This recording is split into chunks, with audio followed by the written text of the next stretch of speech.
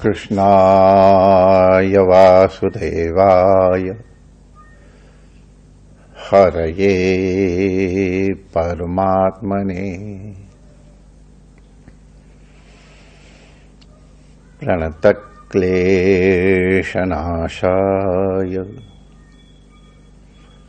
श्रीगोविन्दाय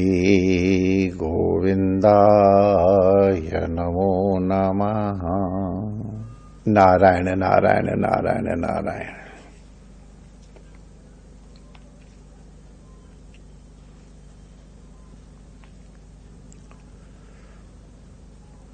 एक जिज्ञासु ने गुरुदेव से प्रश्न किया, प्रभु, कुछ लोग कहते जीवन एक संघर्ष है, it's a struggle for existence.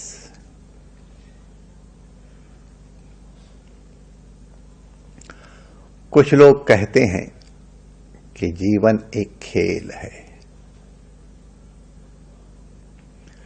कुछ लोग कहते जीवन एक उत्सव है।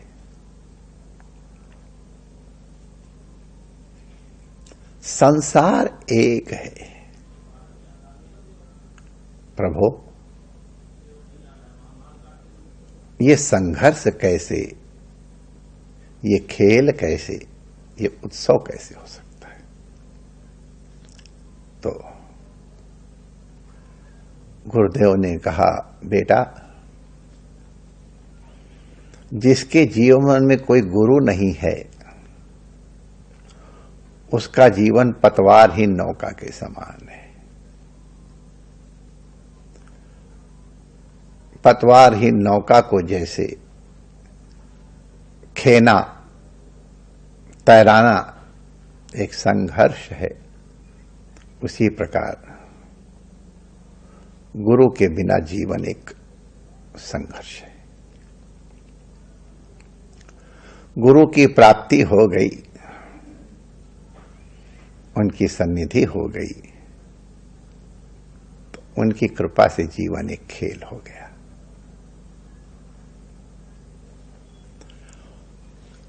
और गुरु के उपदेश अगर हृदयंगम हो गए और वो व्यवहार में भी उतर आए तो जीवन एक उत्सव हो जाएगा।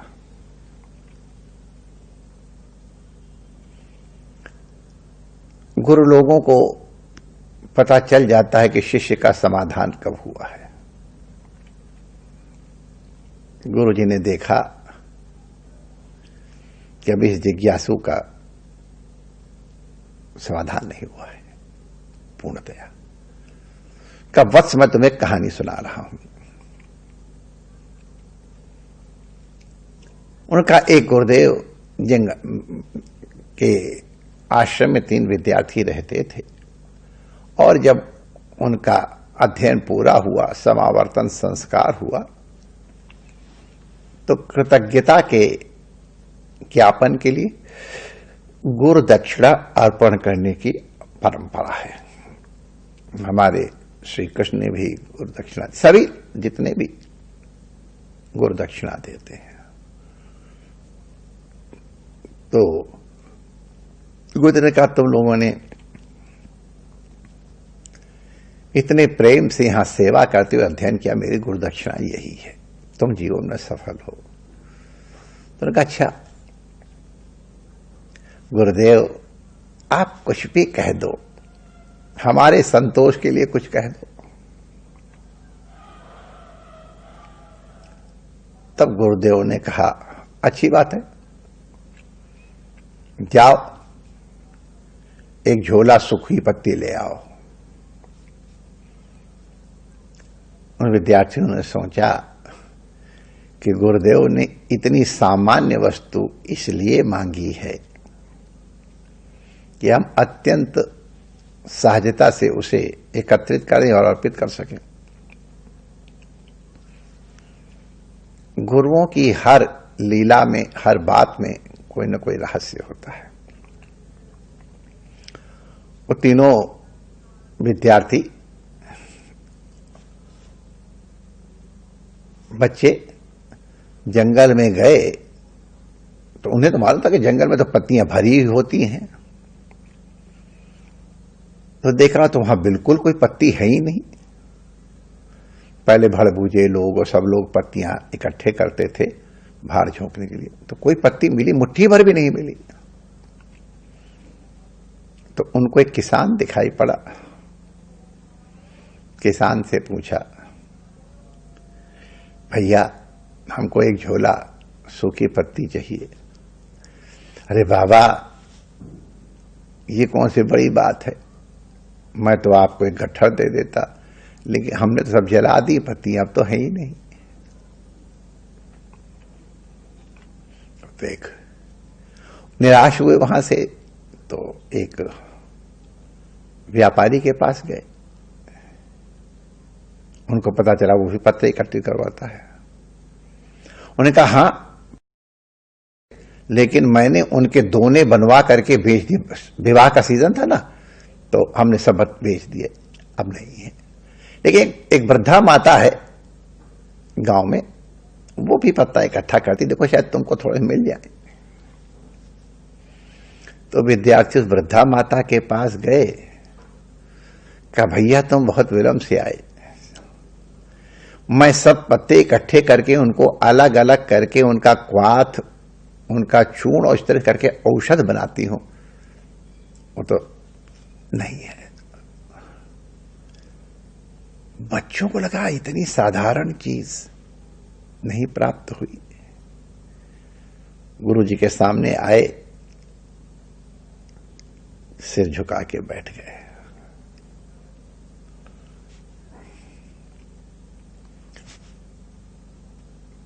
क्यों बेटा, दक्षिणा मिली? और नहीं मिली। क्या बात है। प्रयास करने पर भी हमने देखा कि सूखी पत्ती जैसी साधारण चीज भी कभी समय पे नहीं मिलती। तो इससे तुमने क्या सीखा?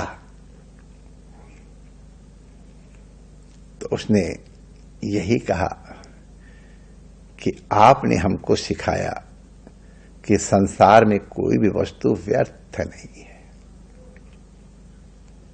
सबका उपयोग है। कोई भार झोंकने में, कोई पत्ती दोना बनाने में और कोई औषध बनाने में प्रयोग करता है। ये ध्यान रखना, संसार में छोटे बड़े को किसी को भी सम्मान देने की कोशिश करना, जीवन सफलता मिलेगी। कथा सुनकर के वो जिज्ञासु कहता हाँ मैं समझ गया।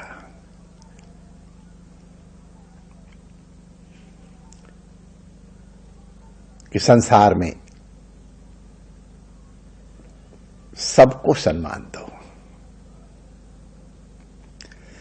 जहां काम आवे सुई कहा करे तरवारी। छोटी छोटी बातों को भी बहुत ध्यान से देखो।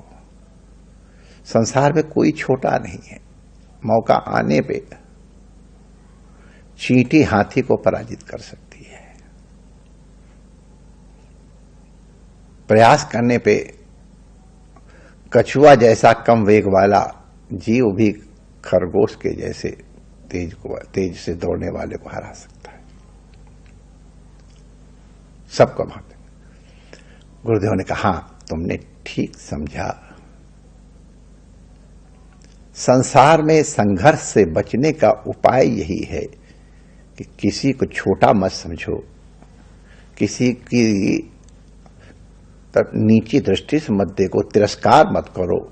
सबसे प्रेम सहित मिलोगे तो जीवन में संघर्ष कभी नहीं होगा। सब तुम्हारी सहायता करेंगे मौके पे।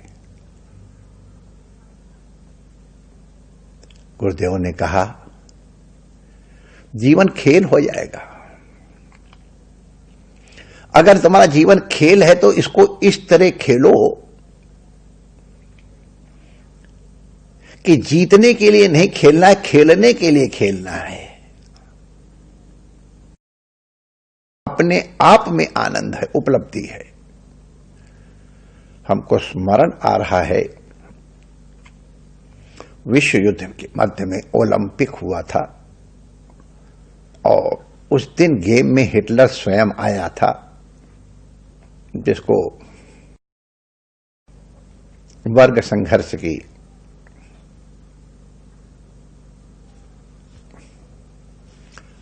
लत थी। तो वहां उस दिन लॉन्ग जंप की प्रतियोगिता के लिए, पहले फिल्ट्रेशन के लिए, जो मिनिमम इतना कूद लेगा वो ओलंपिक के खेल में सम्मिलित होगा और बाकी भीड़ को छांट दिया जाता है। ये अभी भी होता है। तो एक जर्मनी का बहुत प्रतिष्ठित और बड़ा एक्सपर्ट लॉन्ग जंप वाला था, शायद लॉन्ग जंप का ही था। तो और एक अमेरिका का अश्वेत खिलाड़ी था, बहुत ऊंचा खिलाड़ी था।